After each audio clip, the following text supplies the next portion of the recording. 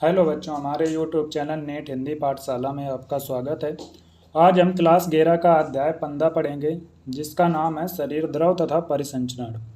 यह एक छोटा चैप्टर है और यहाँ से लगभग नेट में 2 से 3 क्वेश्चन हर साल पूछे जाते हैं, जिन्हें हम आसानी से तैयार कर सकते हैं और इन क्वेश्चनों में अच्छे अंक प्राप्त कर सकते हैं और एक भी क्वेश्चन हमारा गलत नहीं हो सकता है। तो चलते हैं, बिना किसी देरी के आज का लेक्चर शुरू करते हैं।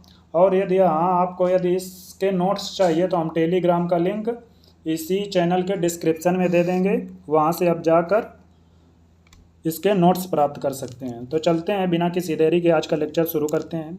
एनसीईआरटी क्या बोल रही है? अब तक आप यह सीख चुके हैं कि जीवित कोशिकाओं को ऑक्सीजन, पोषण, अन्य आवश्यक पदार्थ उपलब्ध होने चाहिए। ऊतकों के सुचारू कार्य हेतु अपशिष्ट या हानिकारक पदार्थ जैसे कार्बन डाइऑक्साइड का लगातार निष्कासन होना आवश्यक है। अतः इन पदार्थों के कोशिकाओं तक से चलन हेतु एक प्रभावी क्रियाविधि का होना आवश्यक था। विभिन्न प्राणियों में इस हेतु अभिगमन के विभिन्न तरीके विकसित हुए हैं। जैसे सरल प्राणी जैसे स्पंज व सिलेंट्रेटा बाहर से अपने शरीर में पानी का संचरण शारीरिक गुहाओं में करते हैं, जिससे कोशिकाओं के द्वारा इन पदार्थों का आदान प्रदान सरलता से हो सके। जो सरल प्राणी होते हैं, कौन? स्पंज व सिलेंट्रेटा, वो क्या करते हैं? बाहर से अपने शरीर में पानी का संचरण शारीरिक गुहाओं में करते हैं, जिससे क्या होता है? जिससे कोशिकाओं के द्वारा इन पदार्थों का आदान प्रदान सरलता से हो जाता है। आगे एनसीईआरटी क्या बोल रही है?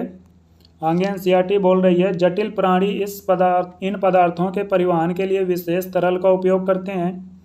जैसे कि मनुष्य सहित उच्च प्राणियों में रक्त इस उद्देश्य में काम आने वाला सर्वाधिक सामान्य तरल है। एक अन्य शरीर द्रव लसिका भी कुछ विशिष्ट तत्वों के परिवहन में सहायता करता है। इस अध्याय में आप रुधिर एवं लसिका, जिसे लसिका को और क्या बोलते हैं? लसिका को और ऊतक द्रव भी बोलते हैं, इसे भी याद रखिएगा। लसिका को दूसरे नाम क्या है? ऊतक द्रव है, के संगठन एवं गुणों के बारे में पढ़ेंगे। इसमें रुधिर के परिसंचरण को भी समझाया गया है।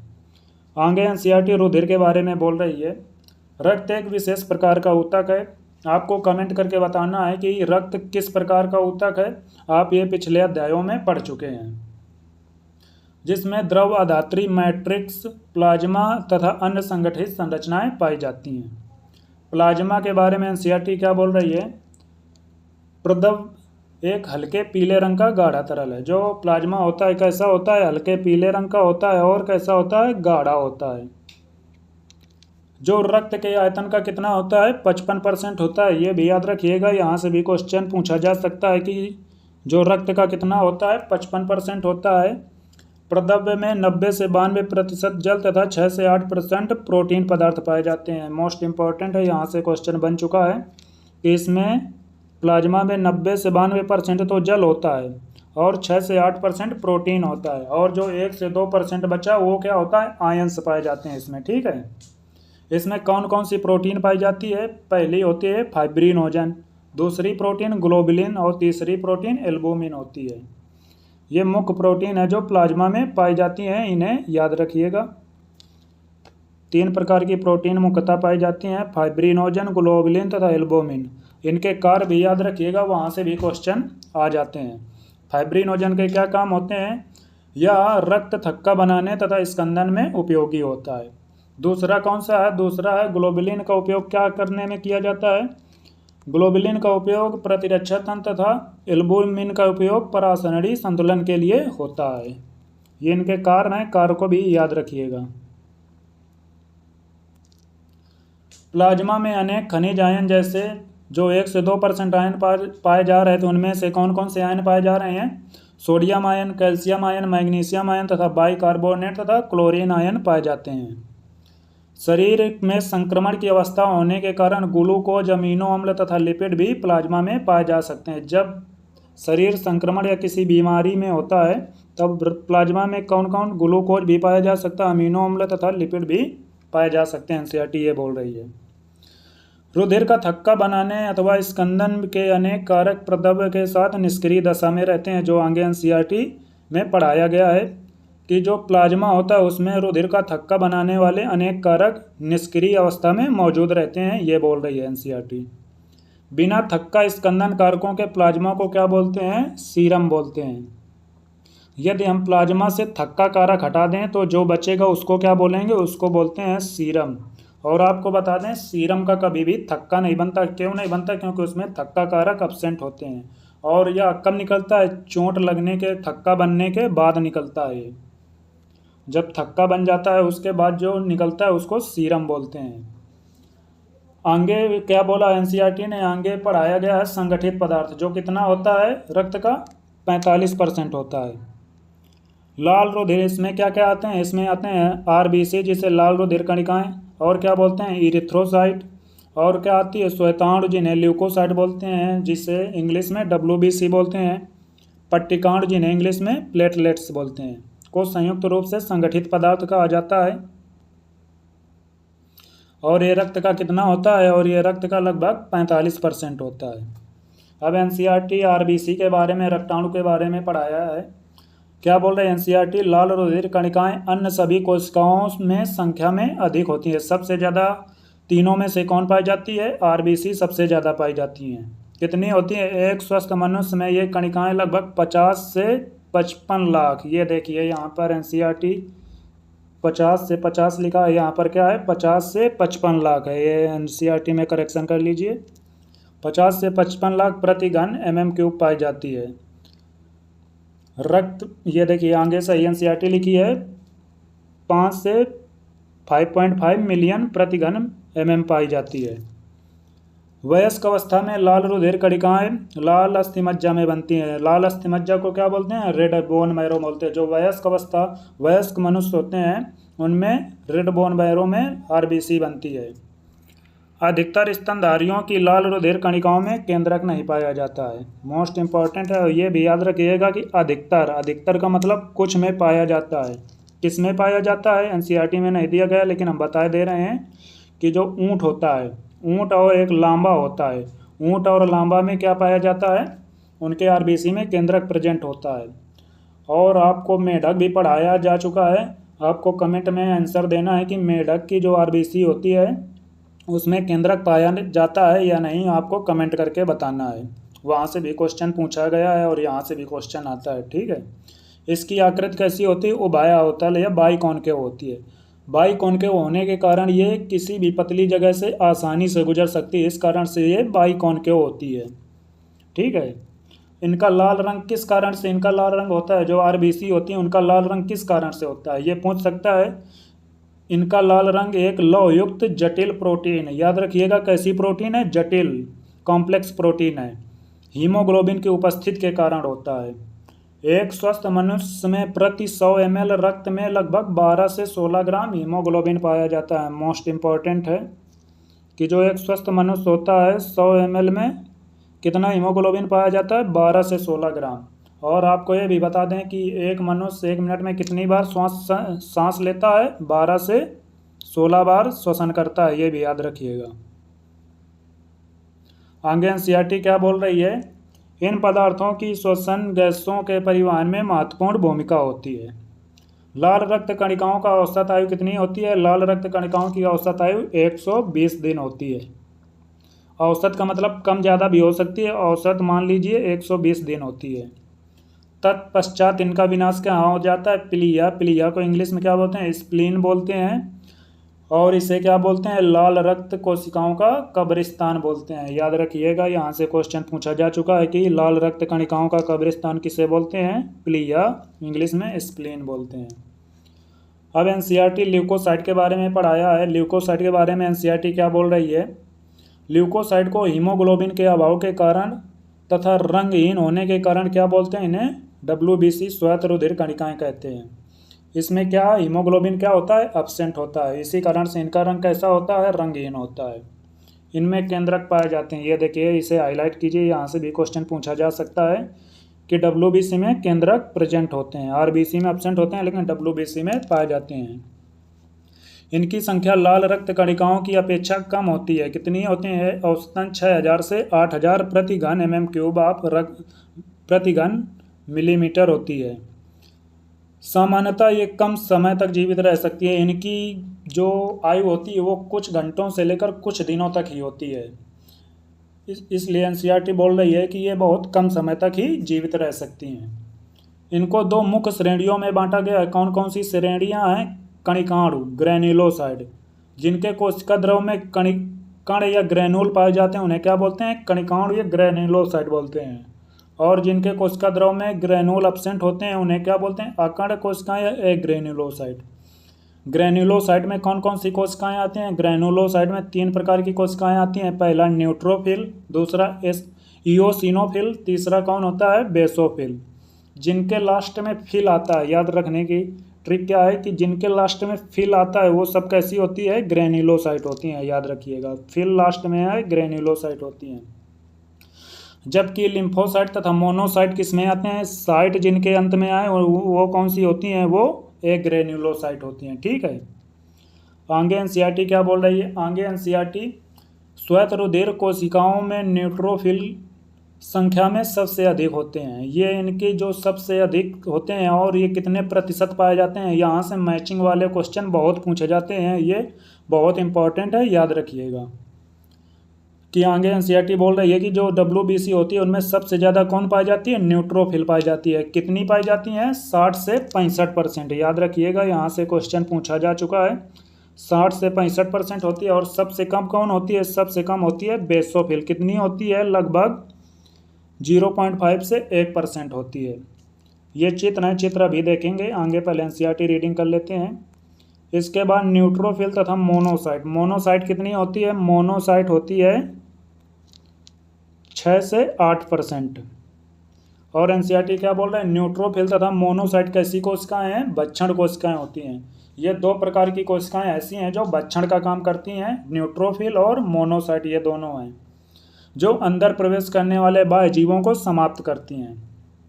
बेसोफिल होती हैं जो कितनी होती हैं? 0.5 से 1% होती हैं। क्या क्या स्रावित करती हैं? हिस्टामिन, सीरोटोनिन तथा हिपैरिन आदि का स्राव करती है तथा शोधकारी क्रियाओं में सम्मिलित होती हैं। ये बेसोफिल के कार्य भी याद रखिएगा, यहाँ से भी क्वेश्चन पूछा जा चुका है। किसका स्राव करती हैं? हिस्टामिन, सीरोटोनिन, हिपैरिन तथा शोधकारी क्रियाओं में सम्मिलित होती हैं। ये कार्य भी याद रखिएगा। इसके बाद जो आती है इओसिनोफिल। इओसिनोफिल कितनी होती है? कितने प्रतिशत होती है? 2 से 3% होती है। कितनी होती है? 2 से 3% होती है।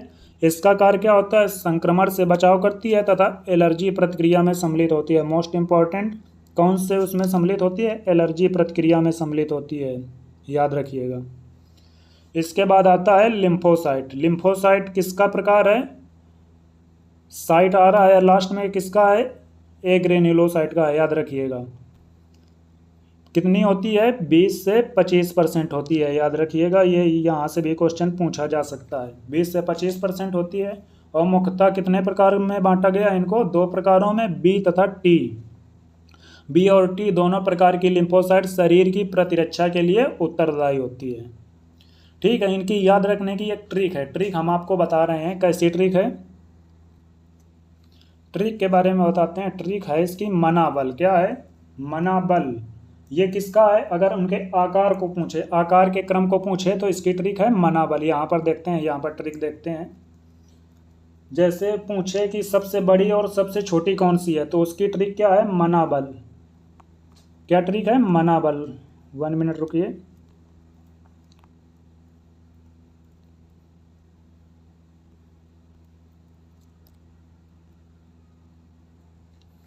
आपका टाइम वेस्ट ना हो इसलिए हमने ये ट्रिक लिख दी है। ऊपर वाली ट्रिक कहेगी है, अगर नीट में क्वेश्चन पूछे WBC की संख्या का क्रम, सबसे ज़्यादा कौन पाई जा रही है, सबसे कम कौन पाई जा रही है, तो ऊपर वाला, ये ऊपर वाली ट्रिक कौन सी है? ऊपर वाली जो ट्रिक है ये वाली, ये है किसकी? ये है संख्या का क्रम। सबसे ज़्यादा न्यूट्रोफिल पाई जा रही है, कितनी होती है? 60 से 65%। दूसरे नंबर में लिम्फोसाइट पाई जा रही है। लिम्फोसाइट कितनी होती है? लिम्फोसाइट 20 से 25% होती है। उसके बाद जो मोनोसाइट होती है, मोनोसाइट कितनी होती है? 6 से 8%। ए से क्या हो जाएगा? एसाइनोफिल हो जाएगा। कितनी होती है? 2 से 3%। इसके बाद बेसोफिल सबसे कम संख्या में पाई जाती है। कितनी होती है? 0.5 से 1%। इसको क्या बोल पढ़ेंगे? इसको पढ़ेंगे नीलम अब। नीलम अब, ये NLM मिला के क्या हो जाएगा? नीलम। और ये AB से क्या हो जाएगा? अब। या इसे नीलम आबाद पढ़ सकते हैं, जो आप ट्रिक बना सकते हैं, या नीलम आप जैसे पढ़ सकते हैं। नीचे वाली ट्रिक, ये जो नीचे वाली ट्रिक है वो काहे की ट्रिक है? नीचे वाली ट्रिक है इनके मतलब इनकी साइज का, इनका आकार, कौन सबसे बड़ी होती है कौन सबसे छोटी होती है, ये इनके आकार की ट्रिक है। इसमें सबसे बड़ी कौन सी होती है? मोनोसाइट, आपको पता ही होगा, महाबच्छुकांड कोशिकाएं भी बोलते हैं इन्हें। मोनोसाइट सबसे बड़ी होती है। दूसरे नंबर में कौन होती है? न्यूट्रोफिल। तीसरे नंबर में कौन होती है? एसाइनोफिल।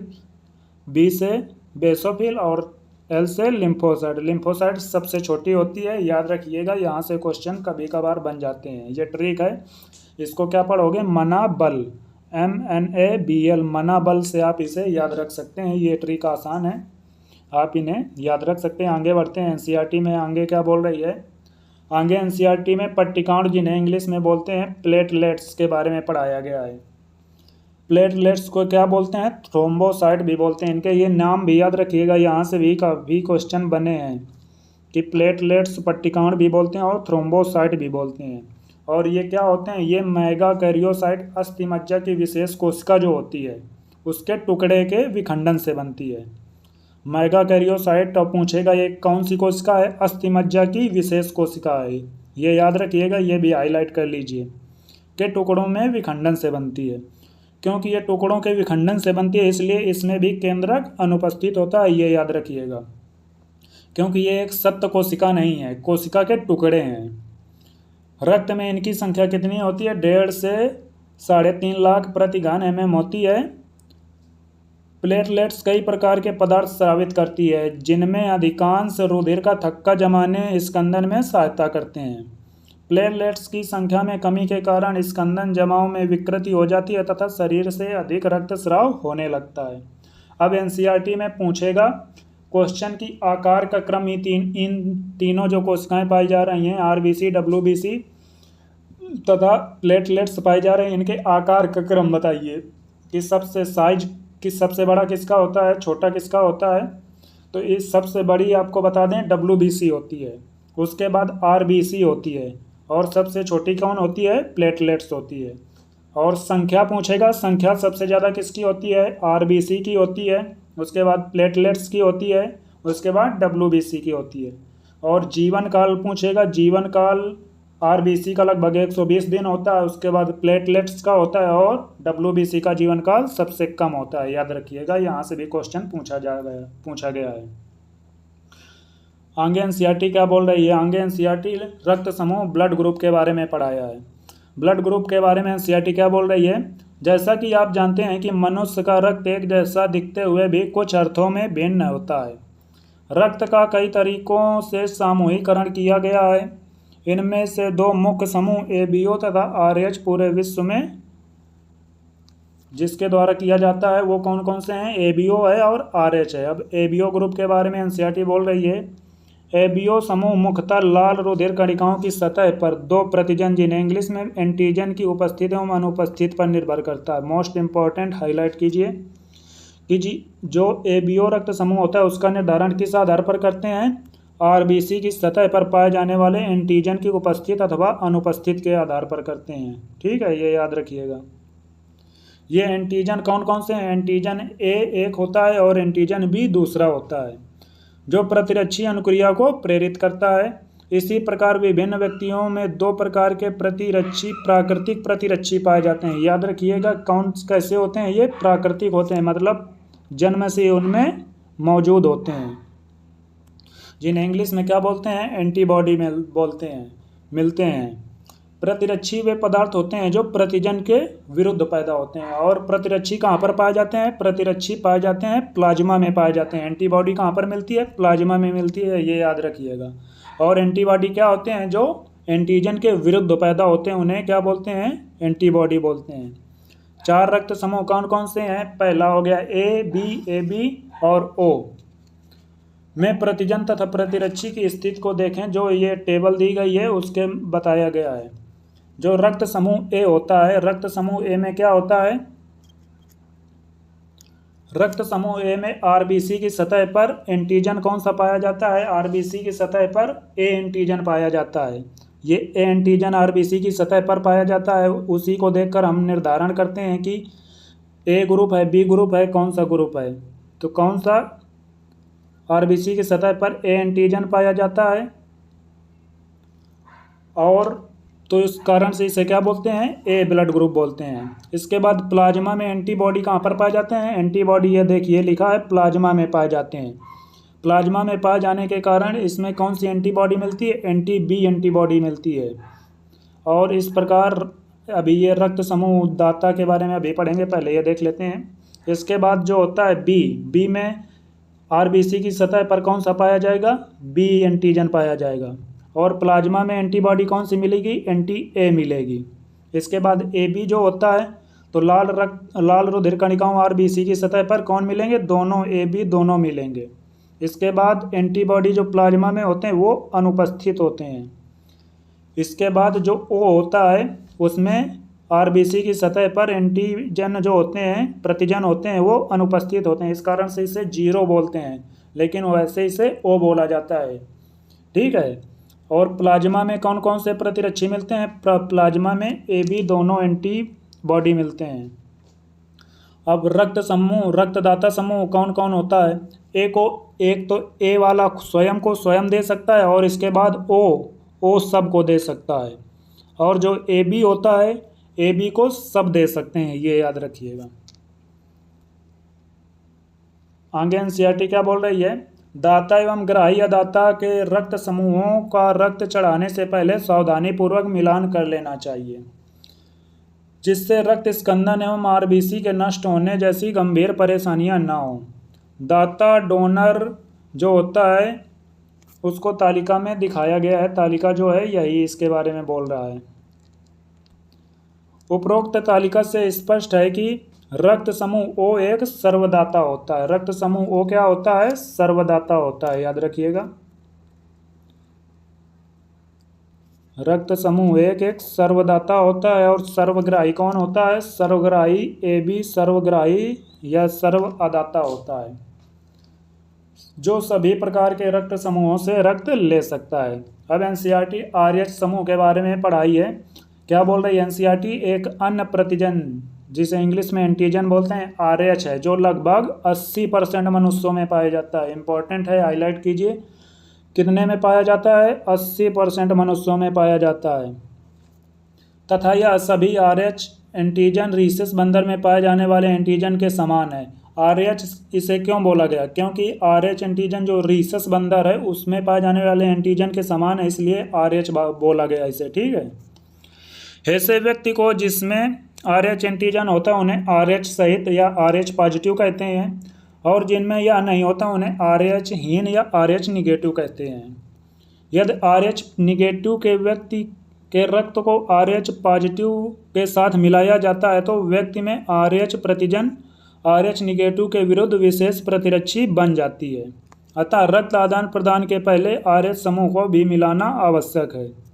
एक विशेष प्रकार की आरएच अयोग्यता को एक गर्भवती जो आरएच निगेटिव माता एवं उसके गर्भ में पल रहे आरएच पॉजिटिव के बीच पाई जाती है, जिसे क्या बोलते हैं, आगे एनसीईआरटी बोला है, अपरा द्वारा पृथक रहने के कारण भ्रूण का आरएच एंटीजन सगर्भता में माता के आरएच निगेटिव को प्रभावित नहीं कर पाता है, लेकिन फिर भी पहले प्रसव के समय माता के आरएच निगेटिव रक्त से शिशु के आरएच पॉजिटिव रक्त के संपर्क में आने की संभावना रहती है। ऐसी दशा में माता के रक्त में आरएच प्रतिरक्षी बनना प्रारंभ हो जाते हैं। माता के शरीर में क्या बनना शुरू हो जाते हैं, जब पहला प्रसव हो जाता है उसके बाद क्या बन जाते हैं, आरएच प्रतिरक्षी बनना प्रारंभ हो जाते हैं। ठीक है। ये प्रतिरोध में एंटीबॉडीज बनना शुरू कर देती है। यदि परिवर्ती गर्भावस्था होती है, परिवर्ती का मतलब दोबारा यदि वो लेडीज गर्भावस्था धारण करती है तो रक्त में आरएच निगेटिव भ्रूण के रक्त आरएच पॉजिटिव में आरएच प्रतिरक्षी का रिसाव हो सकता है, क्योंकि ये बहुत छोटे प्रतिरक्षी होते हैं, इस कारण से इनका रिसाव हो सकता है। और इससे क्या होता है, इससे भ्रूण की लाल रुधिर कणिकाएं नष्ट हो सकती हैं। क्या हो सकता है, भ्रूण की लाल रुधिर कणिकाएं नष्ट हो सकती हैं। यह भ्रूण के लिए जानलेवा है। उसमें खून की कमी जिसे एनीमिया बोलते हैं तथा पीलिया हो सकता है। ऐसी दशा को क्या बोलते हैं? मोस्ट इंपॉर्टेंट है, यहाँ से क्वेश्चन आ चुका है। इसे क्या बोलते हैं? इरिथ्रोब्लास्टोसिस फिटाइलिस बोला जाता है। गर्भ रक्ताणु कोरकता ये कब होती है? जब मेल RH पॉजिटिव हो। मेल कैसा होना चाहिए? RH पॉजिटिव होना चाहिए, और फीमेल कैसी होनी चाहिए? RH निगेटिव होनी चाहिए, तभी हो सकता है। ये केस याद रखिएगा, ये भी क्वेश्चन पूछा जा चुका है कि मेल RH पॉजिटिव होना चाहिए और फीमेल RH निगेटिव होना चाहिए। इससे बचाव का तरीका क्या है? इसमें याद रखिएगा, जो पहला शिशु होता है वो तो नॉर्मल कंडीशन में उसको कोई बीमारी नहीं होगी, लेकिन जो दोबारा जब गर्भधारण होता है तब उसे एनीमिया हो सकता है या पीलिया हो सकता है। तो इसके लिए क्या करना चाहिए? इस स्थिति से बचने के लिए माता को प्रसव के तुरंत बाद RH प्रतिरक्षी का उपयोग करना चाहिए। क्या करना चाहिए? RH प्रतिरक्षी उसको दे देने चाहिए, जिससे इससे बचा जा सकता है। ठीक है, ये यहाँ से क्वेश्चन बना, इसे अच्छे से तैयार कर लीजिएगा। आगे एनसीईआरटी रक्त स्कंदन, रक्त का जमाव के बारे में बोल रही है। इसके बारे में एनसीईआरटी बोल रही है, किसी चोट या घात की प्रतिक्रिया स्वरूप रक्त स्कंदन होता है। यह क्रिया शरीर से बाहर अत्यधिक रक्त को बहने से रोकती है। क्या आप जानते हैं ऐसा क्यों होता है? आपने किसी चोट, घात या घाव पर कुछ समय बाद गहरे लाल व भूरे रंग का झाग सा अवश्य देखा होगा। यह रक्त का स्कंदन या थक्का है, जो मुख्यतः फाइब्रिन धागों के जाल से बना होता है। रक्त का थक्का जो होता है मुख्यतः किसका बना होता है? फाइब्रिन धागों का बना होता है। इस जाल में मरे हुए तथा क्षतिग्रस्त संगठित पदार्थ भी उलझे हुए होते हैं। फाइब्रिन रक्त प्लाज्मा में उपस्थित एंजाइम थ्रोम्बिन की सहायता से फाइब्रिनोजन से बनती है। जो फाइब्रिन होता है वो फाइब्रिन से बनता है, और किसके द्वारा बनता है? जो एंजाइम थ्रोम्बिन पाया जाता है, थ्रोम्बिन फाइब्रिनोजन को फाइब्रिन में बदल देती है, ये याद रखिएगा। थ्रोम्बिन की रचना प्लाज्मा में उपस्थित निष्क्रिय प्रोथ्रोम्बिन से होती है। प्रोथ्रोम्बिन निष्क्रिय होता है, जो वो थ्रोम्बिन में बदलता है। किसके द्वारा बदलता है? ये थ्रोम्बोकाइनेज एंजाइम के द्वारा बदलता है। किसके द्वारा बदलता है? थ्रोम्बोकाइनेज एंजाइम के द्वारा जो होता है प्रोथ्रोम्बिन थ्रोम्बिन में बदल जाता है। यह एंजाइम समूह रक्त प्लाज्मा में उपस्थित अनेक निष्क्रिय कारकों की सहायता से एक के बाद एक अनेक एंजाइमी प्रतिक्रिया की श्रृंखला से बनता है।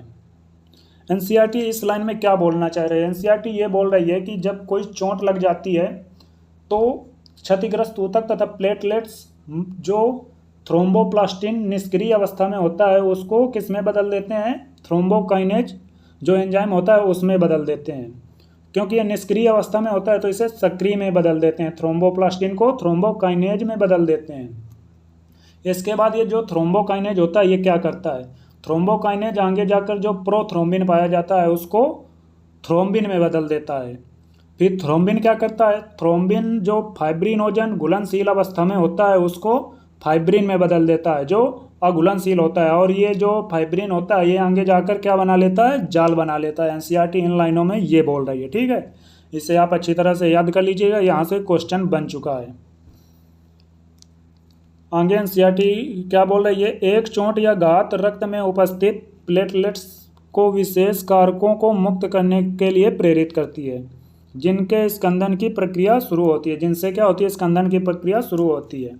क्षतिग्रस्त ऊतकों द्वारा भी चोट की कुछ जगह पर कुछ कारक मुक्त किए जाते हैं। याद रखिएगा, प्लेटलेट्स तथा क्षतिग्रस्त ऊतक दोनों कुछ कारक मुक्त करते हैं जो स्कंदन की प्रक्रिया को प्रारंभ कर सकते हैं। इस प्रक्रिया में कैल्शियम आयन की मुख्य भूमिका होती है। ये इंपॉर्टेंट यहाँ से क्वेश्चन बन चुका है। तो जो स्कंदन प्रक्रिया होती है इसमें महत्वपूर्ण आयन कौन सा होता है? कैल्शियम आयन होता है, जो महत्वपूर्ण भूमिका निभाता है। ठीक है, आगे क्या बोला एनसीईआरटी? आगे एनसीईआरटी लसिका ऊतक, जिसे ऊतक द्रव भी बोलते हैं, उसके बारे में पढ़ाया गया है। इसके बारे में एनसीईआरटी क्या बोल रही है? रक्त जब ऊतक की कोशिकाओं से होकर गुजरता है तब बड़े प्रोटीन अणु एवं संगठित पदार्थों को छोड़कर रक्त से जल एवं जल में घुलनशील पदार्थ कोशिका से बाहर निकल जाते हैं। इस तरल को क्या बोलते हैं? अंतराली द्रव या ऊतक द्रव कहते हैं। इस तरल को क्या बोलते हैं? अंतराली द्रव या ऊतक द्रव कहते हैं। ठीक है, आगे एनसीईआरटी क्या बोल रही है? इसमें प्लाज्मा के समान ही खनिज लवण पाए जाते हैं। रक्त तथा कोशिकाओं के बीच पोषक पदार्थों एवं गैसों का आदान प्रदान इसी द्रव के द्वारा होता है। ये याद रखिएगा, यहाँ से क्वेश्चन पूछा जा चुका है। जो रक्त तथा कोशिकाओं के बीच पोषक पदार्थों का आदान प्रदान और गैसों का आदान प्रदान किसके द्वारा होता है? लसिका द्वारा होता है। वाहिकाओं का विस्तृत जाल जो लसिका तंत्र लिम्फेटिक सिस्टम कहलाता है, इस द्रव को एकत्र कर बड़ी शिराओं में वापस छोड़ता है। लसिका तंत्र में उपस्थित यह द्रव तरल को लसिका कहते हैं। लसिका कैसा होता है? लसिका एक रंगहीन द्रव है, मतलब इसमें आरबीसी एब्सेंट होती है और प्लेटलेट्स भी नहीं पाई जाती, लेकिन कुछ विशिष्ट लिम्फोसाइट जिन्हें डब्ल्यूबीसी कहते हैं वो पाई जाती हैं। इसमें लिम्फोसाइट मिलते हैं, विशिष्ट लिम्फोसाइट मिलते हैं। लिम्फोसाइट शरीर की प्रतिरक्षा अनुक्रिया के लिए उत्तरदायी है। लसिका पोषक पदार्थों, हार्मोन आदि के संवहन में के लिए महत्वपूर्ण भूमिका निभाता है। और यहाँ से भी क्वेश्चन पूछा जा चुका है नीट में कि जो आंत्र अंकुर में उपस्थित लैक्टियल वसा को लसिका द्वारा अवशोषित किया जाता है। जो आंत्र अंकुर में लसिका पाई जाती है, लैक्टियल वसा पाई जाती है, उसे लसिका द्वारा अवशोषित करते हैं। आगे परिसंचरण तंत्र के बारे में, परिसंचरण पथ के बारे में एनसीईआरटी क्या बोल रही है? परिसंचरण दो तरह का होता है, जो खुला एवं बंद प्रकार का होता है। कौन कौन से प्रकार का होता है? खुला प्रकार का होता है तथा बंद प्रकार का होता है। खुला किस में पाया जाता है? आपको बता दें, जितने फाइलम है उसमें खुला केवल 4 में पाया जाता है। उसकी ट्रिक क्या है? हेमा, जो कि हम पढ़ेंगे प्राणी जगत वाला चैप्टर, वहाँ पर बहुत अच्छे से पढ़ाएंगे कि इसकी ट्रिक है हेमा। हेमा का मतलब H से हो जाएगा हेमिकॉर्डेटा, E से इकाइनोडर्मेटा, M से मोलस्का। मोलस्का में, अधिकांश मोलस्का में पाया जाता है, कुछ में बंद परिसंचरण तंत्र पाया जाता है, याद रखिएगा। उसके बाद आर्थ्रोपोडा। ये 4 फाइलम है जिसमें केवल खुला परिसंचरण तंत्र पाया जाता है। बंद केवल किस में पाया जाता है? 3 में पाया जाता है। बंद किस में पाया जाता है? पहला तो एनालिडा में पाया जाता है, दूसरा कार्डेटा में पाया जाता है, तथा कुछ मोलस्का जिसे सिफेलोपोडा बोलते हैं उसमें बंद प्रकार का परिसंचरण तंत्र पाया जाता है। ठीक है, याद रखिएगा। देखिए एनसीईआरटी बोल रहा है, ये एनसीईआरटी की खुला परिसंचरण तंत्र आर्थ्रोपोडा तथा मोलस्का में पाया जाता है। सभी मोलस्का में नहीं पाया जाता है, याद रखिएगा, कुछ मोलस्का में पाया जाता है। जिसमें हृदय द्वारा रक्त को रक्त वाहिकाओं में पंप किया जाता है, जो कि रक्त स्थान कोटरों में खुलता है। एक कोटर वस्तुतः देह गुहा होती है। एनिलिडा तथा कशेरुकी जिन्हें कार्डेटा बोलते हैं, ये देखिए आगे एनसीईआरटी बोला भी है कि एनिलिडा और कशेरुकी जिन्हें कार्डेटा बोलते हैं, बंद प्रकार का परिसंचरण तंत्र पाया जाता है, जिसमें हृदय से रक्त का प्रवाह एक दूसरे से जुड़ी रक्त वाहिनियों के जाल में होता है। इस तरह का रक्त परिसंचरण पथ ज़्यादा लाभदायक होता है क्योंकि इसमें रक्त प्रवाह आसानी से नियमित किया जा सकता है। सभी कशेरुकियों में कच्छों से बना हुआ, जो सभी कॉर्डेटा होते हैं उसमें क्या होता है? कच्छों का बना हुआ पेशी हृदय होता है। मछलियों में 2 कच्छी हृदय होता है, जिनमें एक अलिंद तथा एक निलय होता है। मछलियों में कितने कच्छी हृदय पाया जाता है? मछलियों में 2 कच्छी हृदय पाया जाता है, जिसमें एक अलिंद तथा एक निलय पाया जाता है। और जो अलिंद होता है, जो निलय होता है, वो कैसे? वो निलय होता है, वो डीऑक्सीजनेटेड ब्लड को ही पंप करता है, याद रखिएगा। जो डीऑक्सीजनेटेड ब्लड को पंप करे उसे क्या? वीनस हृदय बोलते हैं। ठीक है।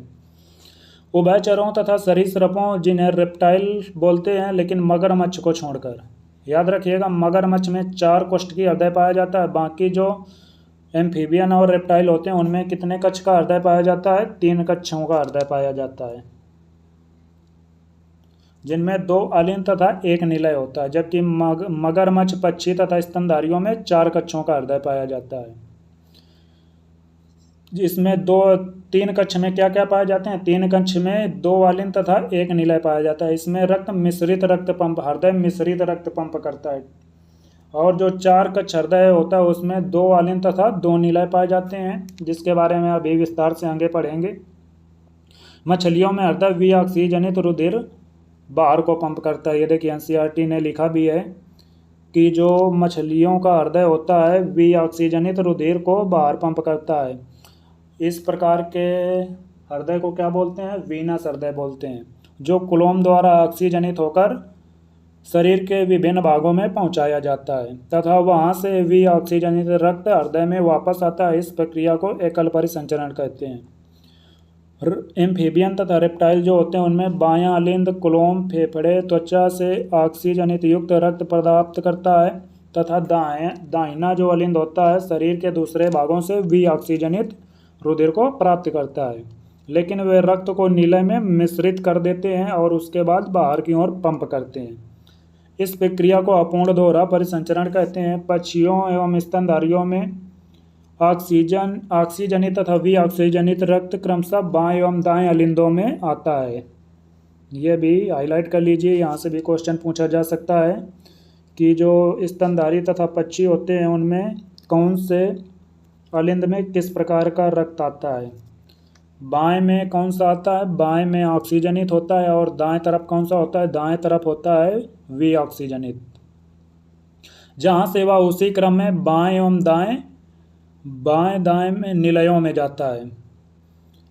निलय बिना रक्त को मिलाए, यह याद रखिएगा, जो 4 कोष्ठ की हृदय होता है उसमें निलय बिना रक्त को मिलाए, मतलब बिना रक्त को मिलाए मतलब क्या होता है, मतलब ऑक्सीजनित तथा वी ऑक्सीजनित को बिना मिलाए इसे पंप करता है।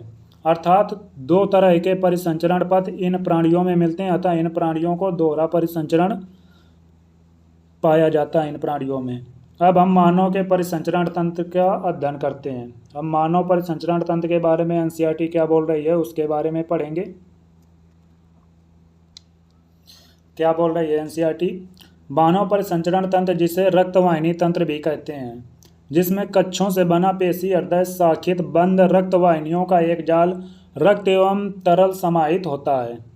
रक्त इनमें बहने वाला एक तरल है, जिसके बारे में आप विस्तृत रूप से इस अध्याय के पूर्ववर्ती पृष्ठों में पढ़ चुके हैं। अब एनसीईआरटी हृदय के बारे में पढ़ा रही है। हृदय एक की उत्पत्ति कौन से स्तर से होती है? हृदय की उत्पत्ति मध्यजन स्तर से होती है, जिसको इंग्लिश में क्या बोलते हैं, जिसे इंग्लिश में मीजोडर्म बोलते हैं, तथा यह दोनों फेफड़ों के मध्य वक्ष गुहा में स्थित रहता है तथा यह थोड़ा सा बाईं तरफ झुका हुआ होता है। थोड़ा सा बाईं तरफ होने के कारण जो बायां फेफड़ा होता है उसका आकार दाएं फेफड़े से कम छोटा होता है। यह बंद मुट्ठी के आकार का होता है। हमारा हृदय कैसा होता है? हमारी जो बंद मुट्ठी होती है उसके तरह दिखता है। यह एक दोहरी भित्ति के झिल्ली में थैली हृदयावनड़ी द्वारा सुरक्षित रहता है। आप फेफड़े को भी याद रखिए, जो पीछे पढ़ चुके हैं चैप्टर, उसमें फेफड़ा भी कैसा होता है? दोहरी झिल्ली से घिरा होता है, और इसी प्रकार हृदय भी दोहरी झिल्ली से घिरा होता है, जिसे क्या बोलते हैं?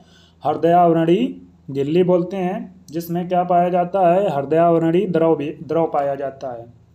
हमारे हृदय में 4 कक्ष होते हैं, और इस जो हृदयावनड़ी द्रव पाया जाता है ये क्या करता है? ये घर्षण को कम करता है। ठीक है, ये याद रखिएगा, इम्पोर्टेंट है। हमारे हृदय में 4 कक्ष होते हैं, जिनमें 2 कक्ष अपेक्षाकृत छोटे होते हैं तथा ऊपर की ओर पाए जाते हैं, और इन्हें क्या बोलते हैं? इन्हें आलिंद, इंग्लिश में ऑट्रिया बोलते हैं। जो 2 छोटे कक्ष होते हैं ऊपर की ओर पाए जाते हैं इन्हें ऑट्रिया कहते हैं, तथा 2 कक्ष अपेक्षाकृत बड़े होते हैं, जिन्हें क्या बोलते हैं? जिन्हें निलय वेंट्रिकल कहते हैं। एक पतली पेशी भित्ति जिसे क्या बोलते हैं? जिसे अंतर अलिंद पट्ट कहते हैं, दाएं एवं बाएं अलिंद को अलग करती है। अंतर अलिंद पट्ट किसको अलग करती हैं? दाएं एवं बाएं अलिंद को अलग करती है, ये याद रखिएगा। जबकि एक मोटी, और वो कैसी होती है? पतली पेशी भित्ति होती है, यह भी याद रखिएगा, यहाँ से भी क्वेश्चन पूछा जा सकता है। कैसी होती है? पतली होती है। जो अंतर अलिंद पट्ट वाली भित्ति होती है वो कैसी होती है? पतली भित्ति होती है। जबकि एक मोटी भित्ति, जो मोटी भित्ति होती है वो अंतर निलयी पट्ट कहते हैं, जो बाएं एवं दाएं निलयों को अलग करती है। अपनी अपनी ओर के अलिंद एवं निलय एक मोटी रेसी ऊतक जिसे आलिंद निलय पट्ट द्वारा पृथक रहते हैं। हालांकि इन पट्टों में एक एक छिद्र होता है जो एक ओर के दोनों कक्षों को जोड़ता है। दाहिने अलिंद और दाहिने निलय के रंध्र में 3 पेशी पल्लों या वलन बोलते हैं, जिन्हें इंग्लिश में क्या बोलते हैं? फ्लैप्स या कप्स बोलते हैं, से युक्त होता है। जो दाईं ओर निलय और अलिंद को अलग करती है, जो छिद्र पाया जाता है उसमें क्या पाया जाता है? उसमें एक वाल्व पाया जाता है।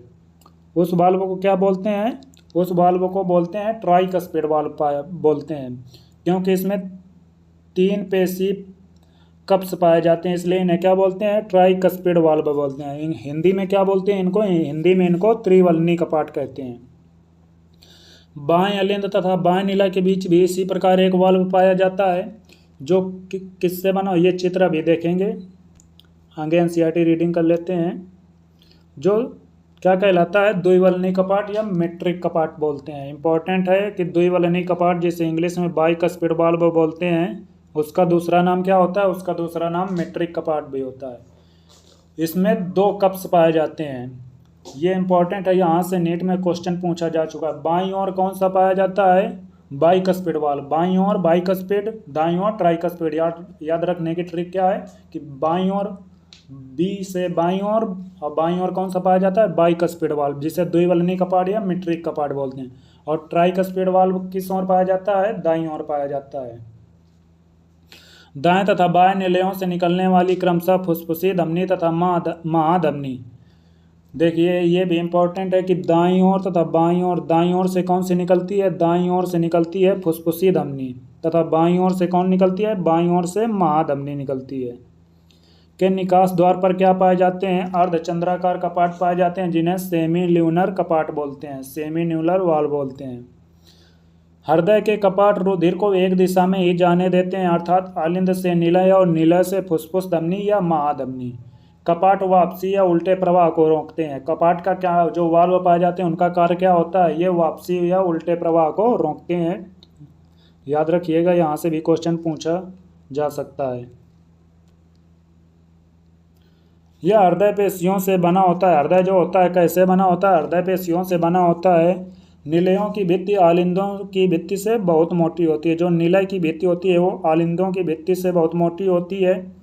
एक विशेष प्रकार की हृदय पेशी विन्यास जिसे नोडल ऊतक कहते हैं भी हृदय में पाया जाता है। नोडल ऊतक में 4 प्रकार के ऊतक आते हैं। कौन कौन से नोडल ऊतक में 4 प्रकार के ऊतक आते हैं, नोडल ऊतक में 4 प्रकार के आते हैं ऊतक, जिन्हें पहला आता है सिरा आलिंद पर्व जिसे एसए नोड बोलते हैं, दूसरा आता है एवी नोड जिसे क्या बोलते हैं, आलिंद निलय पर्व, तीसरा आता है बंडल ऑफ फिज, और चौथा आता है पुरकिंजे तंतु। ये 4 नोडल ऊतक का काम करते हैं। एनसीईआरटी आगे इनके बारे में पढ़ाई है। क्या बोल रही है आगे एनसीईआरटी, इस ऊतक का एक धब्बा दाहिने अलिंद के दाहिने ऊपरी कोने पर स्थित होता है। ये याद रखिएगा, कहाँ पर स्थित होता है, दाहिने अलिंद के दाहिने ऊपरी कोने पर स्थित होता है, जिसे क्या बोलते हैं, सिरा अलिंद पर्व, साइनो आर्ट्रियल नोड बोलते हैं। इंग्लिश में इसे क्या बोलते हैं, एसए नोड बोलते हैं, एसएएन बोलते हैं या एसए नोड बोलते हैं, याद रखिएगा। इसके बाद इस ऊतक का दूसरा पिंड दाहिने अलिंद पर दोनों पाए जाते हैं, लेकिन दूसरा कहाँ पाया जाता है, निचले कोने पर, आलिंद निलय जो पट होता है वहाँ पर पाया जाता है, के पास स्थित होता है, जिसे क्या बोलते हैं, आलिंद निलय पर्व। इंग्लिश में क्या बोलते हैं, एवी नोड बोलते हैं, आर्टरियो वेंट्रिकल नोड कहते हैं। नोडल ग्रंथिल रेशों का एक बंडल है जिसे आलिंद निलय बंडल या एवी बंडल भी कहते हैं। अंतर्निलय पट्ट के ऊपरी भाग में आलिंद निलय पर्व से प्रारंभ होता है तथा शीघ्र ही 2 दाईं एवं बाईं शाखाओं में विभाजित हो जाता है। अंतर्निलय पट्ट के साथ पश्च भाग में बढ़ता है।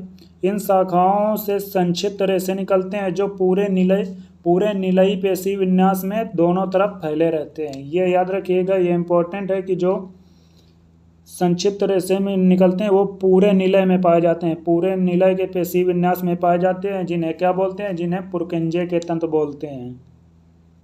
क्या बोलते हैं, पुरकिंजे के तंतु बोलते हैं।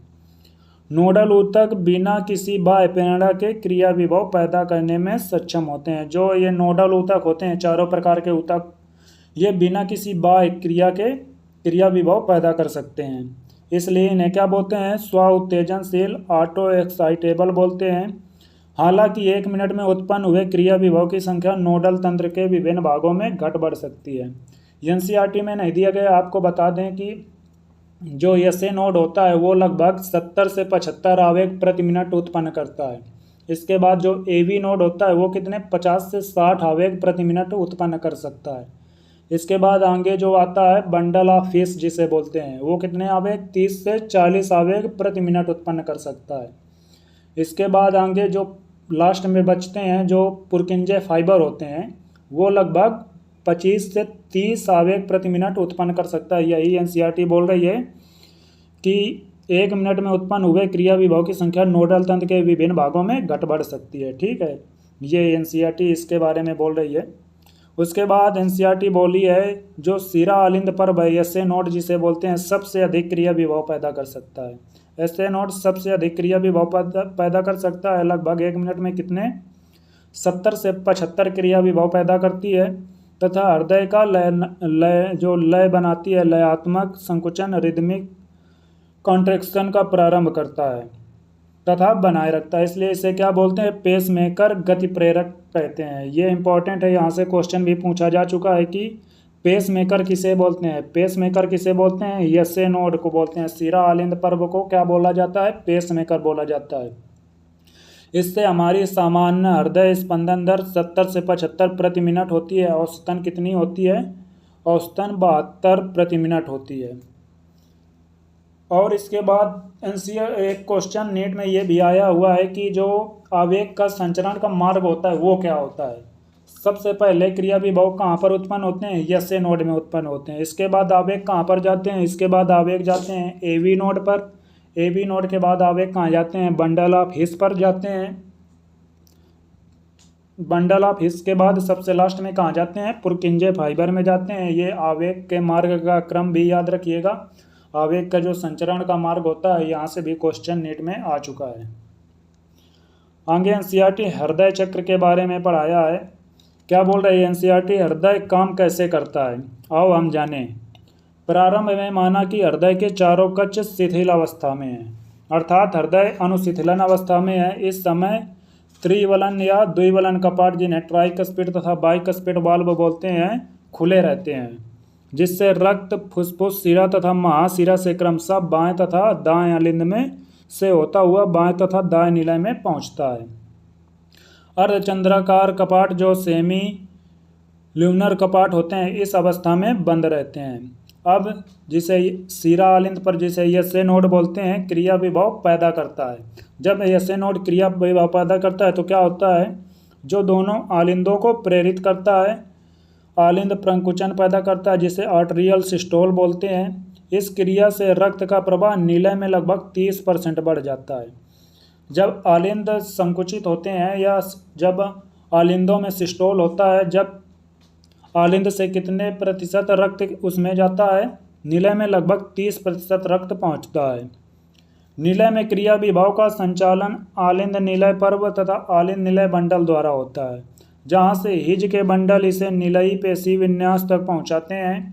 इसके कारण निलयी पेशियों में संकुचन होता है, अर्थात निलय प्रंकुचन। इस समय अलिंद विश्राम अवस्था में जाते हैं। इससे अलिंद को अनुशिथिल, इसको क्या बोलते हैं, इसे आलिंद का अनुशिथिलन कहते हैं, जो आलिंद प्रकुचन के साथ साथ होता है। ये देखिए यहाँ पर एक एनसीईआरटी गलत लिखे हुए है कि ये जो आलिंद है इसकी जगह निलय है। निलय प्रंकुचन के साथ साथ जो आलिंद का अनुशिथिलन होता है, जो आलिंद का डायस्टोल होता है, वो किसके साथ साथ, जो निलय प्रंकुचन निलय का सिस्टोल होता है उसके साथ साथ होता है। निलय प्रंकुचन निलयी दाब, जब निलय सिस्टोल अवस्था में जाता है तो निलयी दाब बढ़ जाता है, जिसके कारण क्या होता है, जिसके कारण जो बाइकस्पिड तथा ट्राइकस्पिड वाल्व होते हैं वो बंद हो जाते हैं। क्यों बंद हो जाते हैं, बंद इस कारण से हो जाते हैं जिससे रक्त विपरीत वेंट्रिकल जो निलय होते हैं उनसे आर्टरिया मतलब ऊपर आलिंद में न जाए। इस कारण से जो बाइकस्पिड ट्राइकस्पिड वाल्व होते हैं वो बंद हो जाते हैं, अतः रक्त विपरीत दिशा अर्थात आलिंद में नहीं आता है। जैसे ही निलयी दबाव बढ़ता है तो अर्धचंद्राकार कपाट जो फुसफुसी धमनी दाईं ओर तथा महाधमनी बाईं ओर पर स्थित होते हैं वो खुलने के लिए मजबूर हो जाते हैं, जिससे रक्त इन धमनियों से होता हुआ परिसंचरण मार्ग पर चला जाता है। निलय अब शिथिल हो जाते हैं तथा इसे निलय का अनुशिथिलन बोलते हैं, जिसे वेंट्रिकल डायस्टोल बोलते हैं। इस तरह निलय का दाब कम हो जाता है, जिससे अर्धचंद्राकार कपाट बंद हो जाते हैं। क्यों बंद हो जाते हैं कि जो रक्त आगे गया था, कहाँ गया था, महाधमनी तथा फुसफुसी धमनी में गया था, वो वापस पुनः लौटकर वेंट्रिकल मतलब निलय में ना आ जाए। इस कारण से अर्धचंद्राकार कपाट पुनः बंद हो जाते हैं, जिससे रक्त का विपरीत प्रवाह निलय में नहीं होता है। निलयी दाब और कम होता है, अतः आलिंद में रक्त का दाब अधिक होता है, जिसके कारण फिर से क्या होता है, बाइकस्पिड तथा ट्राइकस्पिड वाल्व खुल जाते हैं। इस तरह सिराओं से आए हुए रक्त का प्रवाह आलिंद से पुनः निलय की ओर हो जाता है। निलय तथा आलिंद एक बार पुनः, जैसा ऊपर अभी बताया वैसा, पुनः क्रियाविधि को दोहराते हैं और शिथिलावस्था में चले जाते हैं। सिरा आलिंद पर्व, जिसे एसए नोड बोलते हैं, पुनः क्रिया विभव पैदा करती है तथा उपरोक्त वर्णित ये सारी क्रियाओं को दोहराती है, जिससे यह प्रक्रिया लगातार चलती रहती है। आगे एनसीईआरटी बोल रही है, एक हृदय स्पंदन के आरंभ से दूसरे स्पंदन के आरंभ में को क्या बोलते हैं, एक संपूर्ण हृदय स्पंदन कहते हैं। होने के बीच की घटना को हृदय चक्र, जिसे कार्डियक साइकिल बोलते हैं। कार्डियक साइकिल क्या होता है? कार्डियक साइकिल उसे बोलते हैं, एक हार्ट बीट होती है, मतलब एक कार्डियक साइकिल में एक हार्ट बीट होती है। एक हार्ट बीट मतलब एक बार जब हृदय धड़कता है तो क्या हो जाता है, एक कार्डियक साइकिल पूर्ण हो जाती है तथा इस क्रिया में दोनों आलिंदों तथा दोनों निलयों का प्रंकुचन एवं अनुशिथिलन होता है। जैसा कि ऊपर वर्णन किया जा चुका है कि हृदय स्पंदन 1 मिनट में कितनी बार होता है, 72 बार होता है, अर्थात 1 मिनट में कई बार हृदय चक्र होता है। इससे एक चक्र का समय कितना होता है, 0.8 सेकेंड होता है। कितना होता है, 0.8 सेकेंड होता है। ये कैसे निकाला गया? ये निकाला गया, 1 मिनट रुकिए। एक हृदय चक्र का टाइम कितना होता है, 0.8 सेकेंड होता है। ये हाईलाइट कर लीजिए, यहाँ से क्वेश्चन पूछा गया है। ये कैसे निकाला गया? इसको निकाला गया जब हम किसमें, जो 1 मिनट में कितने 72 बार धड़कता है, तो जब 1 मिनट को भाग दे दिया गया 72 से, तो कितना आ गया, 0.8 सेकेंड आ गया, मतलब एक स्पंदन का समय आ गया। ठीक है, एक स्पंदन का समय आ गया। आगे एनसीईआरटी क्या बोल रही है, प्रत्येक हृदय चक्र में निलय 70 ml रक्त पंप करता है। जो एक कार्डियक साइकिल होती है उसके द्वारा रक्त कितने ml, जो एक बार में निलय कितना ml रक्त को महाधमनी में भेजता है, 70 ml रक्त होता है, उसको पंप कर देता है, जिसे क्या बोलते हैं, प्रवाह आयतन बोलते हैं। प्रवाह आयतन को इंग्लिश में क्या बोला जाता है? प्रवाह आयतन को इंग्लिश में बोलते हैं, प्रवाह आयतन को इंग्लिश में स्ट्रोक वॉल्यूम बोलते हैं, जिसका मान कितना होता है, 70 ml होता है। प्रवाह आयतन को हृदय दर से गुणा करने पर हृदय निकास, जिसे इंग्लिश में कार्डियक आउटपुट बोलते हैं, उसको निकाला जा सकता है।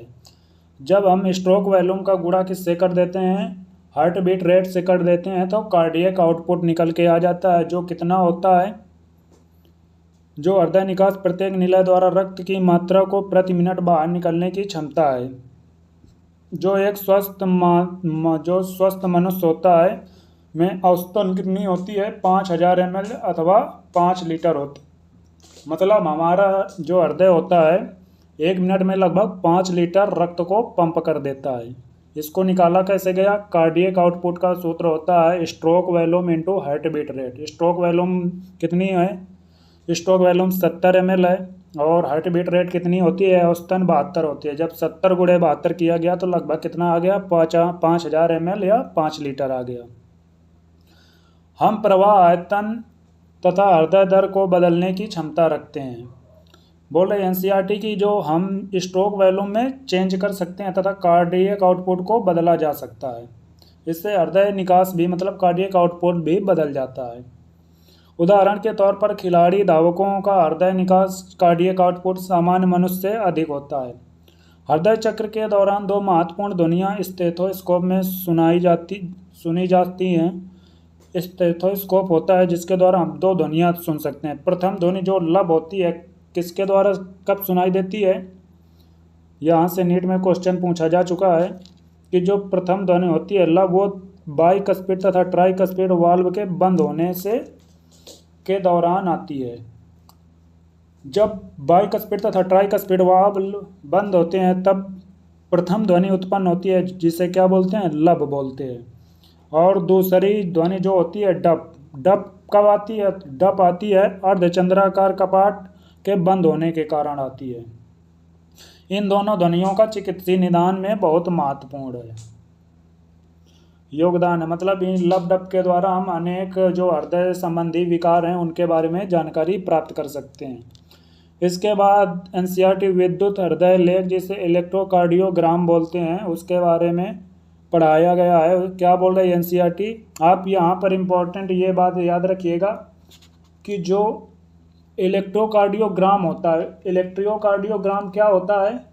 इलेक्ट्रोकार्डियोग्राम जो पन्ने में लिख कर आता है उसे इलेक्ट्रोकार्डियोग्राम बोलते हैं, और जो मशीन होती है, मशीन को क्या बोलते हैं? इलेक्ट्रोकार्डियोग्राफ बोलते हैं। याद रखिएगा, यहाँ बहुत कन्फ्यूजन रहता है बच्चों को। ग्राफ, इलेक्ट्रोकार्डियोग्राफ मशीन का नाम है, और जो मशीन जो लिख कर मतलब जो हार्ट बीट रेट ये बना कर देती है उसे क्या बोलते हैं? उसे इलेक्ट्रोकार्डियोग्राम बोलते हैं। ये याद रखिएगा, यहाँ से क्वेश्चन अक्सर पूछा गया है और बच्चे काफ़ी बार इसको गलत कर देते हैं।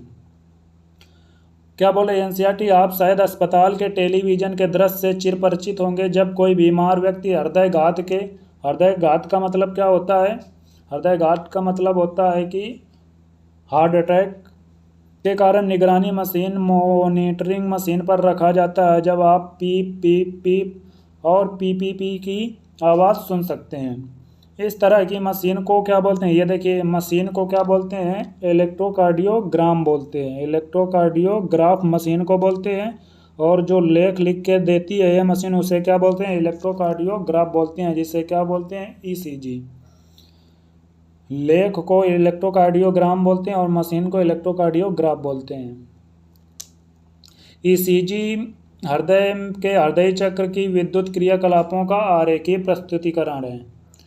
बीमार व्यक्ति के मानक ईसीजी से प्राप्त करने के लिए मशीन से रोगी को 3 विद्युत लीडों से जोड़ा जाता है। ईसीजी को प्राप्त करने के लिए बोल रहा है एनसीईआरटी बोल रही है कि 3 विद्युत लीडें लगाई जाती हैं। कहाँ कहाँ पर लगाई जाती हैं? पहली दोनों कलाइयों पर लीड जोड़ दी जाती है, और उसके बाद एक बाईं एड़ी पर जोड़ी जाती है। इसे याद कैसे रख सकते हैं? हमारा हृदय किस ओर होता है? हमारा हृदय होता है बाईं ओर, तो बाईं ओर की एड़ी पर जोड़ दिया जाता है और दोनों कलाइयों पर जोड़ दिया जाता है। ये याद रखना, बाईं ओर हमारा हृदय होता है तो जिस ओर हृदय होता है उसी ओर की एड़ी पर जोड़ा जाता है, याद रखिएगा। हृदय क्रियाओं के विस्तृत मूल्यांकन के लिए कई तारों लीडों को सीने में जोड़ा जाता है। यहाँ हम केवल मानक ईसीजी के बारे में बताएंगे। ईसीजी के प्रत्येक चरमोत्कर्ष को पी से टी तक दर्शाया गया है, जो हृदय के विशेष विद्युत क्रियाओं को प्रदर्शित करती है। ये ग्राफ दिया गया है एनसीईआरटी में कि बोल रहा है पी से टी तक तरंगें होती हैं, इसे ईसीजी का एक वो बोलते हैं। इसके बारे में एनसीईआरटी क्या बोल रही है? पी तरंग को क्या बोलते हैं? ये इंपॉर्टेंट है, ये मैचिंग वाले सवालों में यहाँ से बहुत क्वेश्चन पूछे गए हैं। लगभग या हर साल यहाँ से क्वेश्चन बनता ही है कि जो पी तरंग होती है वो क्या दिखाती है? आलिंद के उद्दीपन या विध्रुवण। आलिंद का उद्दीपन का मतलब क्या होता है? आलिंद का सिस्टोल को दिखाती है, और जिससे दोनों आलिंद का संकुचन होता है। सिस्टोल जब दोनों आलिंदों में संकुचन होता है उसको किसके द्वारा दिखाया जाता है? पी तरंग के द्वारा दिखाया जाता है। जो क्यूआरएक्स कॉम्प्लेक्स होता है वो क्या दिखाता है? वो निलय के सिस्टोल को दिखाता है। क्यूआरएक्स कॉम्प्लेक्स क्या दिखाता है? निलय के अध्रुवण या निलय के सिस्टोल को दिखाता है। संकुचन क्यू तरंग के तुरंत बाद शुरू होता है। ये इंपॉर्टेंट है कि जो निलय का संकुचन होता है वो कब शुरू होता है? वो क्यू तरंग के तुरंत बाद शुरू होता है। जो प्रंकुचन सिस्टोल की शुरुआत का घोतक है। टी तरंग निलय का उत्तेजना से सामान्य अवस्था में वापस आने की स्थिति को प्रदर्शित करता है।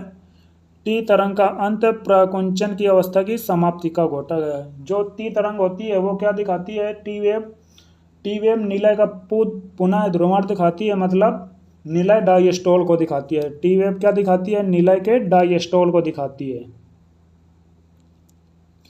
टी तरंग का अंत प्रकुंचन अवस्था की समाप्ति का घोतक होता है। स्पष्टता एक निश्चित समय में क्यूआरएस सम्मिश्र की संख्या गिनने से एक मनुष्य के हृदय स्पंदन दर भी निकाली जा सकती है। एनसीईआरटी बोल रही है कि जो क्यूआरएक्स कॉम्प्लेक्स होता है, चित्र में देखिए, ये जो क्यूआरएक्स कॉम्प्लेक्स होता है, ये पूरा, ये इनको गिनकर किसी भी व्यक्ति की जो हृदय दर होती है उसको निकाला जा सकता है। जितने क्यूआरएक्स कॉम्प्लेक्स होंगे उतने क्या होंगे, उसकी उतनी हार्ट बीट होगी। आगे एनसीईआरटी क्या बोल रही है, यद्यप तरह तरह के व्यक्तियों में ईसीजी संरचना एवं आकृति समान होती है, इस आकृति में कोई परिवर्तन किसी संभावित असमानता अथवा बीमारी को इंगित करती है, अतः यह इसकी चिकित्सीय महत्ता बहुत ज़्यादा होती है। आगे एनसीईआरटी डबल सर्कुलेशन द्विसंचरण के बारे में बोल रही है। क्या इसके बारे में एनसीईआरटी ने बोला है, रक्त अनिवार्य रूप से एक निर्धारित मार्ग से रक्तवाहिनी, धमनी एवं सिराओं में बहता है। मूल रूप से प्रत्येक धमनी और सिरा में 3 परतें होती है। अंदर की तरफ सल्की अंतराच्छादित उदक, जिसे अंतर स्तर कंचुक बोलते हैं।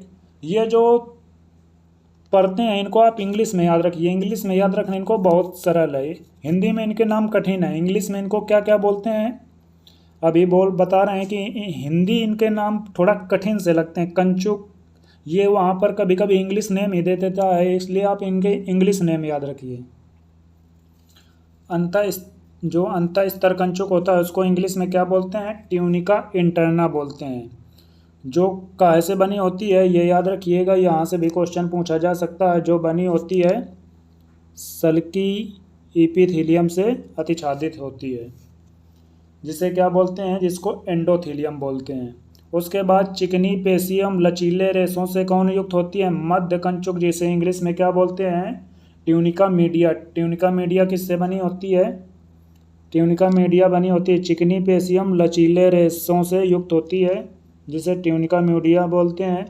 और जो सबसे बाहर की ओर पाई जाती है, सबसे बाहर की ओर क्या पाई जाती है, कोलेजन रेशों से युक्त होती है तथा रेशेदार संयोजी ऊतक की बनी होती है, जिसे क्या बोलते हैं, बाह्य कंचुक बोलते हैं। बाह्य कंचुक को इंग्लिश में क्या बोलते हैं, बाह्य कंचुक को इंग्लिश में ट्यूनिका एक्सटर्ना बोलते हैं। आप इनके इंग्लिश नेम भी याद रख सकते हैं। अगर आपको इंग्लिश नेम नहीं याद रखने तो आप हिंदी नेम भी याद रख सकते हैं, जो आपको सरल लगे आप वो याद रख सकते हैं। सिराओं में मध्य कंचुक अपेक्षाकृत पतला होता है। जो सिराएं होती हैं वो धमनियों के अपेक्षा उसमें क्या भिन्न होता है, ट्यूनिका मीडिया होती है वो थोड़ा पतली होती है, किसमें, सिराओं में, याद रखिएगा। जैसा कि पहले बताया जा चुका है कि दाहिने नीले द्वारा पंप किया गया रक्त फुसफुसी धमनियों में जाता है, जबकि बाएं नीले से रक्त महाधमनी में जाता है।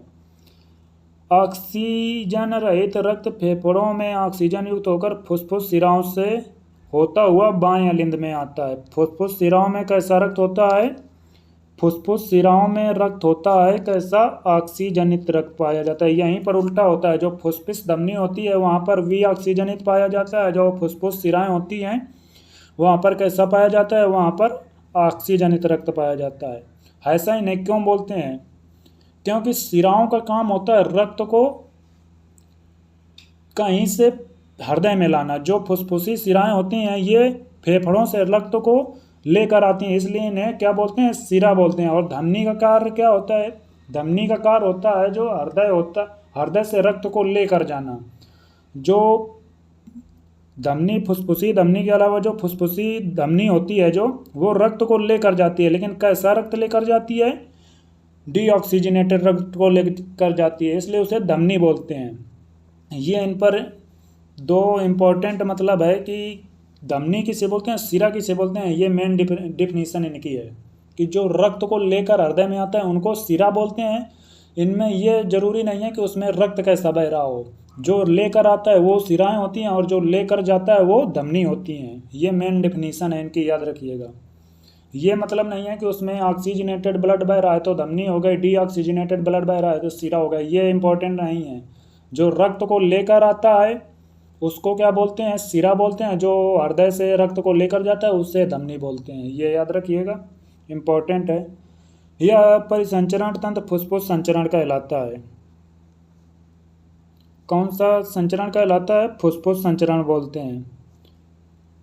और इसके बाद होता है क्या बोल रहे, ऑक्सीजनित रक्त महाधमनी से होता हुआ धमनी, धमनिकाओं तथा केशिकाओं, जिन्हें केशिकाओं को क्या बोलते हैं इंग्लिश में कैपिलरीज बोलते हैं, से होता हुआ ऊतकों तक जाता है और वहां से ऑक्सीजनित रहित होकर सिरा, सिरकाओं तथा महासिराओं से होता हुआ दाहिने अलिंद में आता है। यह एक क्रमबद्ध परिसंचरण है।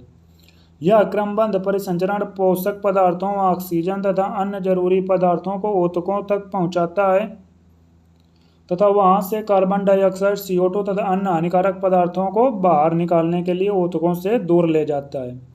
एक अनूठी संवहनी संबद्धता आहार नाल तथा यकृत के बीच पाई जाती है, जिसे यकृत निवाहिका परिसंचरण तंत्र, जिसे इंग्लिश में बोलते हैं हिपैटोकार्पोटल सिस्टम बोलते हैं। यकृत निवाहिका सिरा रक्त को इसके पहले कि वह क्रमबद्ध परिसंचरण से आंत से यकृत तक पहुंचाती है।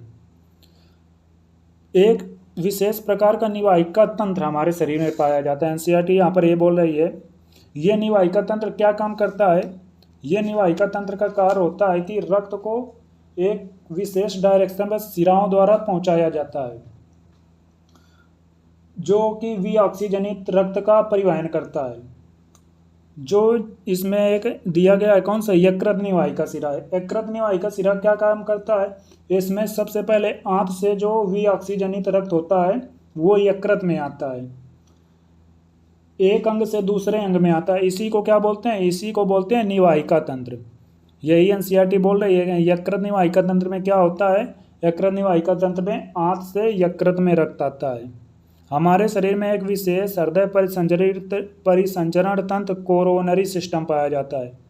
कोरोनरी सिस्टम में क्या होता है, कोरोनरी सिस्टम में जो रक्त सिर्फ हृदय पेशी विन्यास तक ले जाया जाता है तथा वापस लाया जाता है। हृदय को रक्त पहुंचाना तथा हृदय से वापस लाना किसके अंतर्गत आता है, कोरोनरी सिस्टम, जिसे हृदय परिसंचरण तंत्र कहते हैं, उसके अंतर्गत आता है। ये इंपॉर्टेंट है, याद रखिएगा। ये देखिए चित्र दिया गया है, इसमें ये देखिए ये देखिए सिरा है। सिरा में जो मध्य वाली परत होती है ट्यूनिका मीडिया, वो थोड़ा इसके अपेक्षा पतली होती है। देखिए इसमें चित्र में दिख रहा है साफ साफ कि जो धमनी की जो ट्यूनिका मीडिया होती है वो मोटी होती है। क्यों मोटी होती है, क्योंकि इसमें रक्त स्पीड से बहता है, इस वजह से इसकी जो मध्य परत होती है वो मोटी होती है। और आपको इसमें चित्र में दिख रहा होगा जो इसकी अवकाशिका है, ये अवकाशिका, धमनी की अवकाशिका पतली है, ल्यूमेन संकरा है, जबकि जो सिरा है उसका जो ये बीच का भाग है वो मोटा है।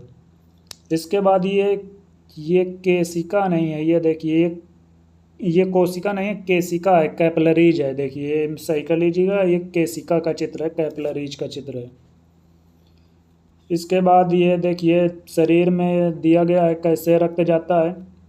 ये फेफड़ा हो गया, फेफड़े से ये फुसफुसी सिरा होता है। फुसफुसी सिरा में कैसा रक्त होता है, ऑक्सीजनेटेड रक्त होता है, जो फेफड़े से लेफ्ट भाग में लेकर आता है, लेफ्ट आर्टरिया में लेकर आता है। वहाँ से जो महाधमनी होती है, पृष्ठ महाधमनी, वहाँ से शरीर के अन्य भागों में ऑक्सीजनेटेड ब्लड को पहुँचाती है।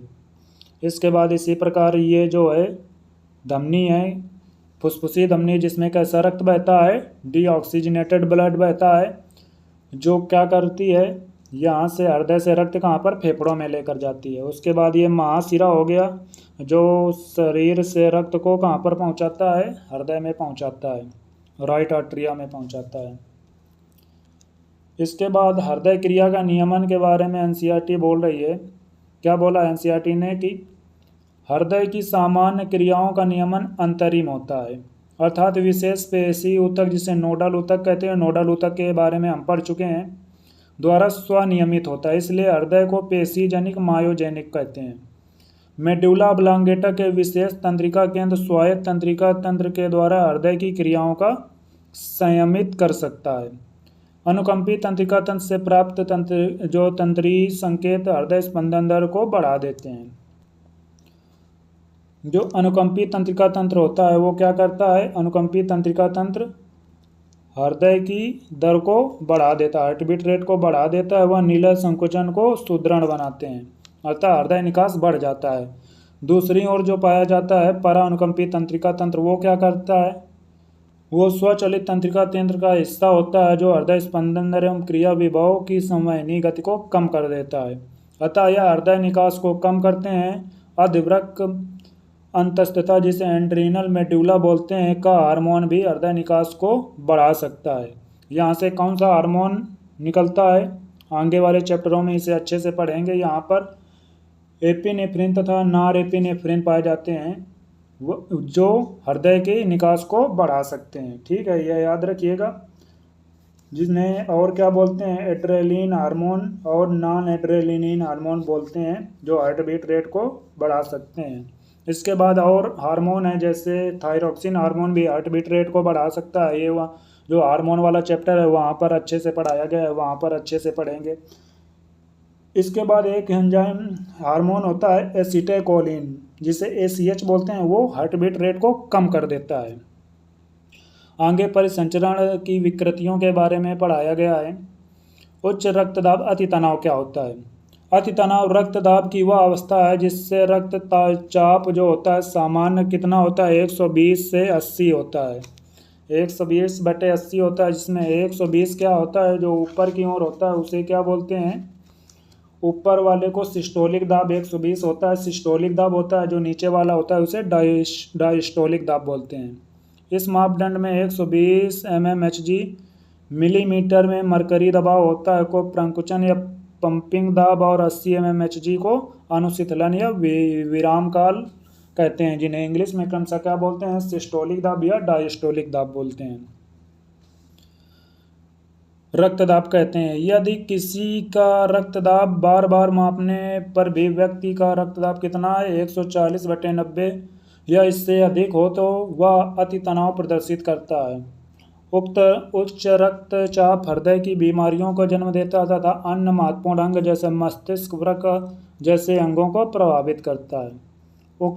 उच्च रक्तदाब होता है वो मुख्यतः 3 अंगों को प्रभावित करता है। कौन कौन? हृदय, वृक्क तथा मस्तिष्क, 3 अंगों को प्रभावित करता है।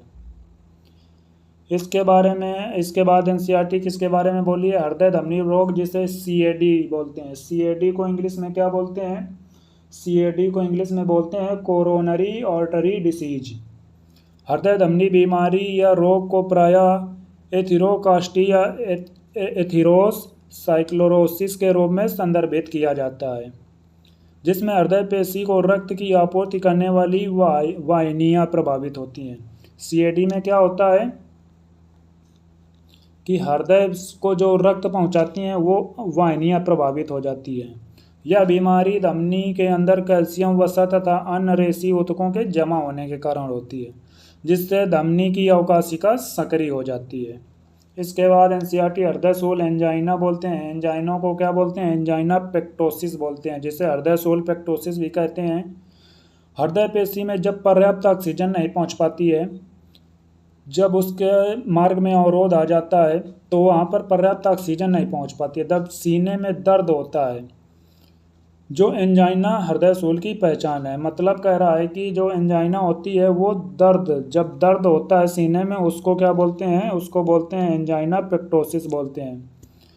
एंजाइना स्त्री तथा पुरुष दोनों को किसी भी उम्र में हो सकता है, लेकिन मध्यावस्था या वृद्धावस्था में सामान्यता होता है। यह अवस्था रक्त बहाव को प्रभावित होने के कारण होती है। इसके बाद हृदय फेलियर। हृदय फेलियर का मतलब क्या होता है? हृदय फेलियर का मतलब, आप कह दो कि कोई चीज़ फेल हो गई तो क्या फेल का मतलब क्या होता है कि वह अपना कार्य नहीं कर पाई। इसी प्रकार हृदय का कार्य क्या होता है? रक्त को विभिन्न अंगों तक पहुंचाना। यदि हृदय जो होता है रक्त को विभिन्न अंगों तक नहीं पहुंचा पा रहा है, तो उससे ही क्या बोलते हैं? हार्ट फेलियर बोलते हैं, कि वो अपने कार्य करने में फेल हो गया। हृदयपात वह अवस्था है जिसमें हृदय शरीर के विभिन्न भागों को आवश्यकता अनुसार पर्याप्त आपूर्ति नहीं कर पाता है। इसको कभी कभी संकुलित हृदयपात भी कहते हैं, क्योंकि फुसफुस का संकुलन हो जाता है जाना भी बीमारी का प्रमुख लक्षण है। हृदयपात ठीक हृदयघात की बात नहीं होता है। ये हृदयपात जो हार्ट फेलियर होता है, बोल रही है NCERT की, वो ठीक हृदयघात मतलब हृदयघात को क्या बोलते हैं? हार्ट अटैक बोलते हैं, उसकी बात नहीं होता है। हार्ट अटैक में क्या होता है? हार्ट अटैक में हृदय की धड़कन बंद हो जाती है, जबकि हार्ट फेलियर में क्या होता है, हृदय पेशियों को रक्त आपूर्ति अचानक अप्राप्त हो जाने से यकायक क्षति होती है। ठीक है, इस प्रकार हम लगभग 1 घंटा 15 मिनट में इस पूरे चैप्टर को अच्छे से रिवाइज कर लिया है। आप इस लेक्चर को देखने के बाद PYQ क्वेश्चन कीजिएगा, उसके बाद आप देखिएगा कितने आसानी से आपके PYQ क्वेश्चन बनते हैं, क्योंकि हमने वो सभी हाईलाइट करवा ली है जो NCERT, वो सभी पूरी NCERT हाईलाइट करवाई है जो नीट में पूछता है। आप ये वीडियो एक बार देखने के बाद फिर क्वेश्चन करिएगा, आपसे क्वेश्चन बन रहे हैं कि या नहीं बन रहे, आप जान जाएंगे। उससे आपको पता लग जाएगा कि आप जो NCERT इस वीडियो में पढ़ा है ये कितना सही है कितना गलत है। उसके बाद यहाँ ऊपर कुछ चित्र रह गए थे, चित्र को देखते हैं। ये देखिए हृदय का चित्र दिया गया है। हृदय के चित्र में पहला ये देखिए, ये महाधमनी हो गई, इसके बाद ये फुसफुसी धमनी हो गई। फुसफुसी धमनी में कैसा ब्लड बहता है, डीऑक्सीजनेटेड। फुसफुसी सिरा में कैसा बहता है, ऑक्सीजनेटेड। और ये बायां अलिंद हो गया और इधर दायां अलिंद हो गया। ये कैसे छोटे कच्छ होते हैं दोनों। इसके बाद ये पुरकिंजे रेशे के बंडल बोलते हैं, जिसे पुरकिंजे फाइबर बोलते हैं। इसके बाद बायां निलय हो गया। आपको बता दें बायां निलय हृदय का सबसे बड़ा कच्छ होता है। बायां निलय के बाद दायां निलय, दायां निलय के बाद फिर जो राइट वाला होता है, राइट एट्रिया, वो बड़ा होता है। उसके बाद लेफ्ट एट्रिया सबसे छोटा होता है। ये अंतर निलय पट्टिका होती है, ये जो होती है ये पूरी, ये इसे बोलते हैं अंतर निलय पट्टिका बोलते हैं।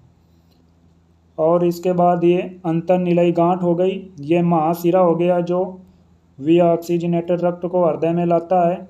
इसके बाद ये कार्डिये टेंडेनी हो गए और ये दाहिना निलय हो गया। इस प्रकार इसको चित्र को आप देख सकते हैं। इसके बाद ऊपर कुछ चित्र रह गए थे, उनके बारे में भी देखते हैं। चित्र के बारे में इम्पोर्टेंट है क्योंकि कभी कभी चित्र भी आ जाते हैं। ये देखिए यहाँ से चित्र पूछा गया है, इनका दे देगा और पूछेगा कि बताइए कौन सी कोशिका है। ये देखिए ये जो पूरी बाइकॉन्केव है ये RBC है, और ये जो मेगा कैरियोसाइट के टुकड़े हैं ये प्लेटलेट्स हैं, और ये इओसिनोफिल है। इसको आप कैसे ध्यान रख सकते हैं, इसमें देखिए ये हेडफोन की तरह आकृति बनी हुई है। ईयर में लगाते हैं हेडफोन को, तो इसलिए इसे क्या बोलते हैं, इओसिनोफिल आप बोल सकते हैं। ये बेसोफिल हो गया। देखिए इनमें बीच में ये ग्रेन्यूल पाए जाते हैं, क्योंकि ये ग्रेन्यूल जो ग्रेन्यूलोसाइट है उसके ये प्रकार हैं, इसलिए बेसोफिल में भी ग्रेन्यूल पाए जाते हैं। इधर न्यूट्रोफिल में भी ग्रेन्यूल पाए जा रहे हैं। जिनके लास्ट में फिल आता है उनमें सब में ग्रेन्यूल पाए जाते हैं। आपको यहाँ पर कोशिका द्रव में ग्रेन्यूल देखिए हल्के हल्के दिख रहे हैं। इसके बाद ये मोनोसाइट हो गया, इसमें काफ़ी बड़ा केंद्रक पाया जाता है। इसके बाद ये T लिम्फोसाइट हो गई और ये B लिम्फोसाइट हो गई। ये चित्र याद रखिएगा, ये चित्र भी इम्पोर्टेंट है, यहाँ से चित्र भी आ सकते हैं। इस प्रकार पूरा चैप्टर हम पढ़ चुके हैं। उम्मीद है कि आपको यह लेक्चर पसंद आया होगा। पसंद आया है तो दोस्तों के साथ शेयर कीजिएगा, लाइक सब्सक्राइब कीजिएगा। धन्यवाद। जय हिंद, जय भारत।